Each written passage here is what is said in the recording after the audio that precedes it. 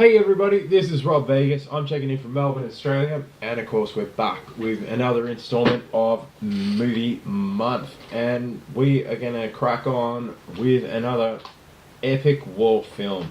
This time it's another one of a big operation that occurred in the European theatre of war, which of course is with our allied troops of England and the Commonwealth countries such as Australia and Canada, to name a few, and of course the United States, who all banded together to tee up this little rumble called D-Day, which was a big day, and therefore the longest day, which is the movie we're tackling today, which is from 1962.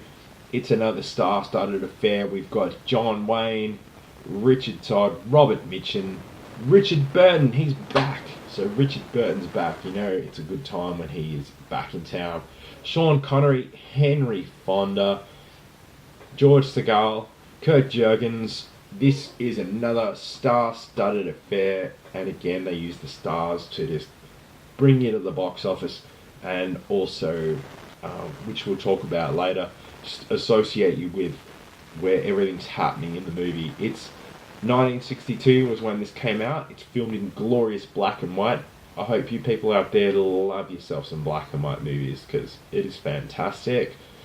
This one basically gives you a sort of documentary film style of the preparation and what all of the soldiers and everyone involved went through to bring this massive operation together so the Allied forces could get onto Europe's soil and, you know, give the bad guys some hell from their side, which is exactly what's going on here.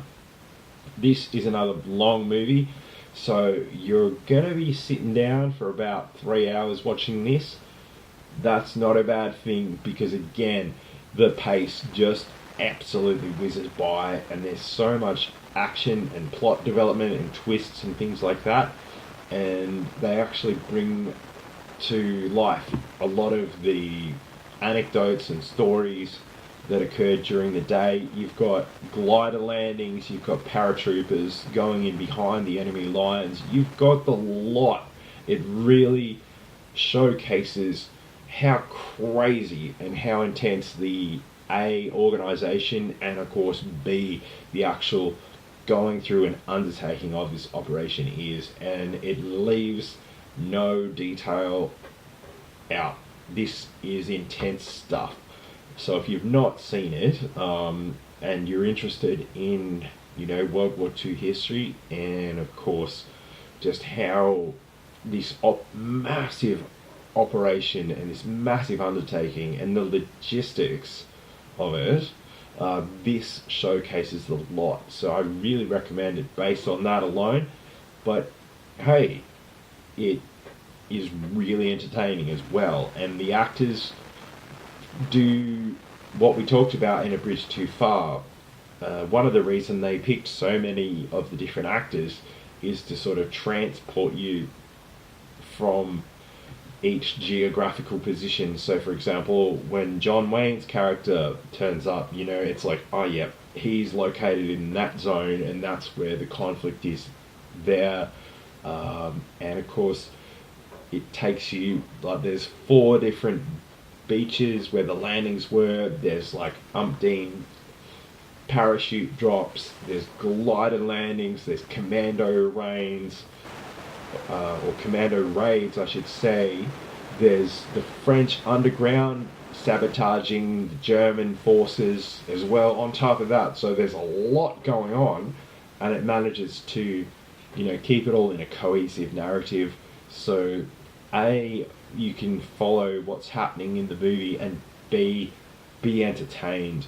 And yeah, this is a real cracker. Like, you can watch it, like, this is one of those things, you know, on a lazy Sunday afternoon, you just throw on and be happy enjoying this spectacle, but also of course appreciating the historical accuracy and all of the, again, little anecdotes and things that, you know, people told about their experiences being part of D-Day, and of course seeing it brought to life in glorious black and white. Like, So yeah, if you're a bit on the fence about watching black and white movies, um, drop what you're doing and get some black and white movies because it's absolutely fun, and it is so cool to see, such a spectacle. And I think also the black and white filming, complements a lot of the footage, that was actually taken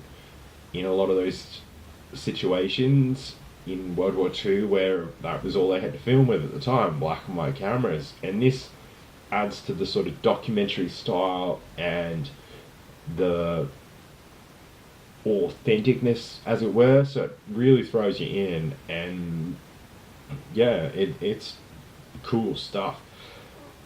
What I don't like about it, nothing. It's a great movie to watch. It's really some top shelf superior entertainment as it takes this seemingly unfilmable sort of operation and brings it to life. It, of course, this and A Bridge Too Far were actually based on novels written by a dude called Cornelius Ryan, who went around and interviewed a lot of the troops and from both sides of the conflict, and yeah, pieced together this narrative, which is, it forms the structure of the film, and yeah, it draws from all across the spectrum of, the guys who were landing on the beaches to the parachute dudes who were dropped behind enemy lines.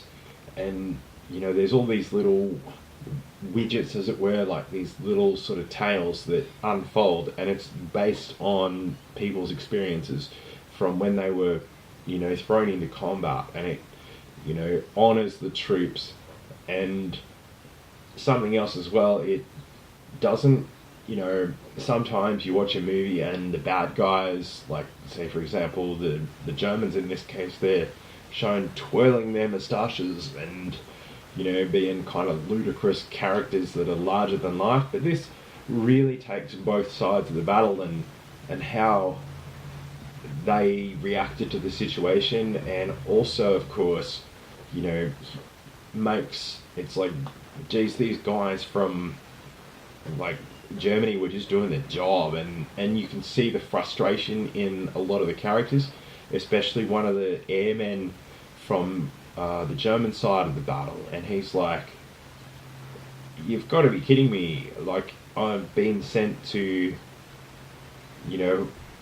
fend off the D-Day invasion, and I've got 2 planes at my airfield that are barely serviceable, and you can really see the frustration. And that character, I think his name is Pips, he's just like, dudes, I've got like 2 planes, like what am I meant to do?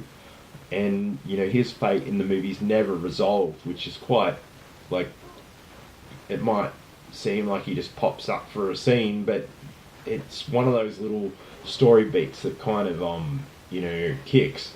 And there's a lot of other characters like that where you might have a couple of scenes with them, but then their fate's never resolved, and that's not a bad thing. It kind of adds to the punch of the story, because everyone on both sides, obviously, they were doing their best, and of course, yeah, again, obviously the Germans are the bad guys and all of that, but you get to see everything from all over, and it's a really marvelous production.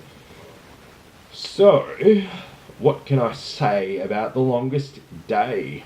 It's another 5 on the Rob Vegas movie meter. Now, yeah, if you haven't seen it, or if you have seen it, let me know. Leave a comment below, like and subscribe if you want to hear me talk more about this kind of thing. And, I could spend probably another 3 hours, as long as the movie itself, talking about it. But I don't want to waste your time. Or do I? That's a story for another day. Anyway, in the comments, shout it out loud and say g'day. Leave a like and subscribe, and stay tuned for more movie fun, because I'll be back soon. Cheers, everybody.